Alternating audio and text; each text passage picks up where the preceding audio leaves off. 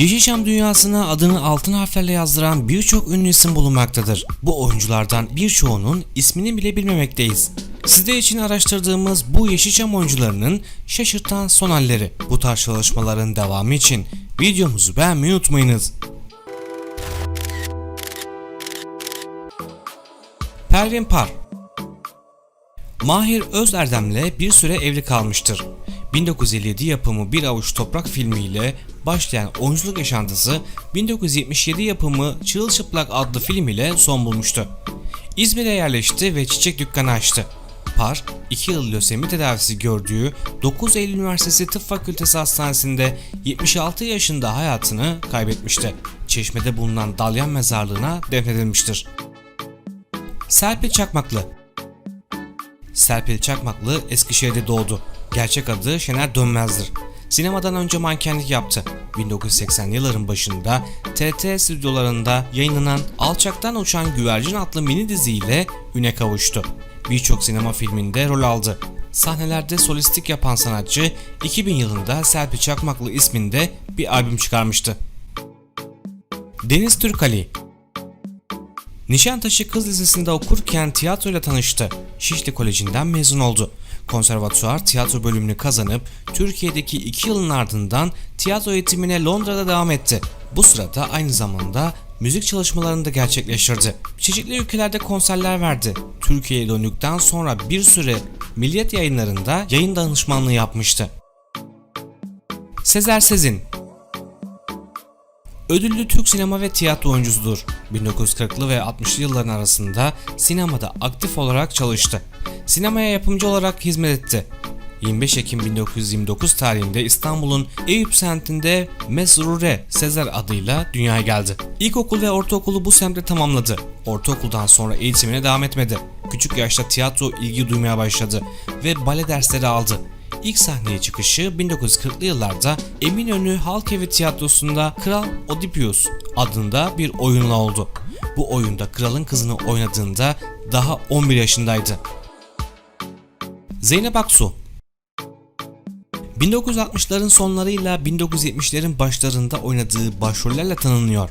5 yılın sonunda sinemayı bıraktı. 2003 yılında bir televizyon dizisiyle setlere dönmüştü. Sinemada Zeynep Aksu adını kullandı ve kısa bir dönem filmlerde oynamasına rağmen oynadığı başrollerle akıllara yer etti. O dönemde basın tarafından Türkan Şoray'a rakip gösterildi. 1972 yılında Üvey Ana filmindeki rolüyle Antalya Altın Portakal Film Festivali'nde en iyi kadın oyuncu ödülünü kazandı. 22 yaşındayken sinemayı bırakmıştı. Hamit Haskabal Hababam Sınıfı Merhaba, Maskeli Beşler, Hababam Tabur gibi birçok sayıda komedi filmlerinde yardımcı karakter rollerinde oynadı. Yeşilçam'ın unutulmaz oyuncularından Hamit Haskabal, ikamet ettiği İstanbul'un Pendik ilçesindeki evinde rahatsızlandı ve 65 yaşında hayata veda etti. Cenazesi Pendik Çarşı Camii'nde kılınan cenaze namazının ardından Topkapı Kozlu Mezarlığı'nda toprağa verilmişti. Ajda Pekkan Ajda Pekkan Türk şarkıcı ve oyuncudur. Süperstar ve diva lakabıyla anılıyor. İlk olarak sinema oyunculuğuyla sanat kariyerine giriş yaptı ve 1964 yılında Ajda Pekkan B Yüzü olarak yayınlanan ilk kaydı Göz Göz Değdi Bana parçasının ardından ilk 45'liği Her Yerde Kar Var planının beğenilmesi üzerine müzik hayatına atıldı. 1977 yılında yayınladığı Süperstar albümünün getirdiği başarı ile Türkiye'de Süperstar olarak anılmaya başladı. Albümün ardından günümüze dek Süperstar adıyla yayınladığı 3 albüm daha bulunuyor. Sanatçı kariyerinde Kimler Geldi Kimler Geçti, Bambaşka Biri, Hoş Görsen ve Uykusuz Her Gece gibi şarkılarla Türk müzik tarihinde önemli bir rol oynamıştır. Aytaç Arman Oyuncu 1949 yılında Adana'da dünyaya geldi. Erkek Sanat Enstitüsü'nü bitirdi. Devlet Mimarlık ve Mühendislik Akademisi'ni okurken 1969 yılında Ekstra Express gazetesinin açtığı Şikeli Artist yarışmasında yarışmanın birincileri önceden belirlenmişti tabii ki erkek adaylar arasında ikinci seçildi. 1971 yılında Ses Dergisi'nin açtığı Ciddi Kapak Yıldızı yarışmasında erkeklerde Tarık Akan'ın ardından ikinci seçildi ve sinema oyunculuğuna ikinci derecede rollerde başladı. Sinema oyuncusu hemşerisi olan Yılmaz Güney'in Baba filminde oynadı ve dikkatleri üzerine çekmişti. Rıza Pekkutsal. İzmir Özel Tiyatrosu'nda eğitim gördü. Oynadığı ilk film Cibali Karakolu'dur. Bu filmden sonra 1970'ten 1979 yılına kadar seslendirme sanatçılığı yaptı. Korkusuz Korkak filminde memur rolünü canlandırdı. 1980'lerde çoğunlukla Kemal Sunal filmlerinde rol ve seslendirmeler yaptı. İlk dizi oyunculuğunu 1994 yılında Kaygısızlar dizisinde Hacı Gaffur rolüyle yaptı. En son oynadığı film 2007 yapımı Sıfır Dediğimde filmidir. Kudret Karadağ. Türk sinemasının kötü adam rollerinin değişmez ismi olan Kudret Karadağ, 100 numaralı adam, Gırgırye, Babanın Evlatları, Hanzo ve Deli Yusuf'un da aralarında bulunduğu 350 filmin üzerinde yer almıştır.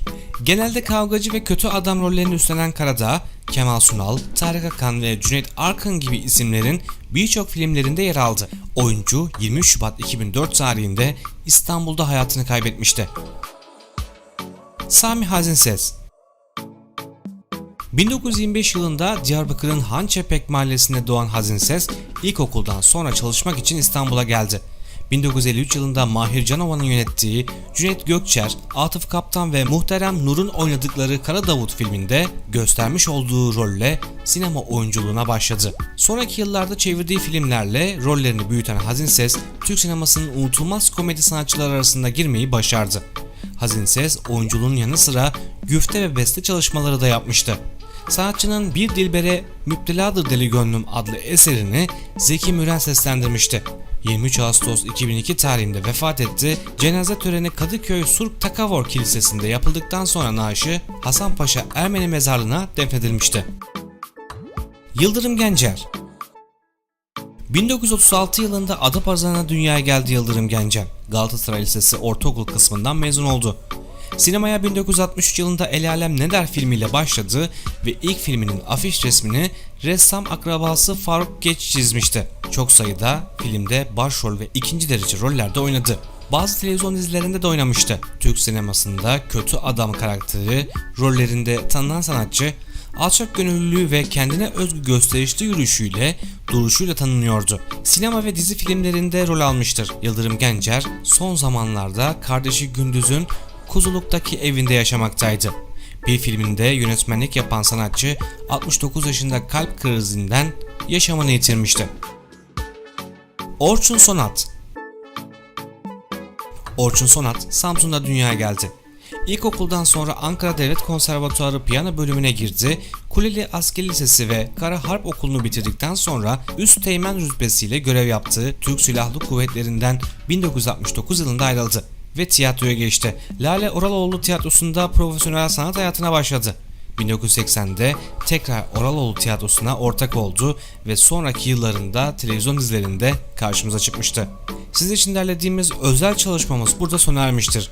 Bizleri izlediğiniz için teşekkürler. Şimdilik hoşça kalın.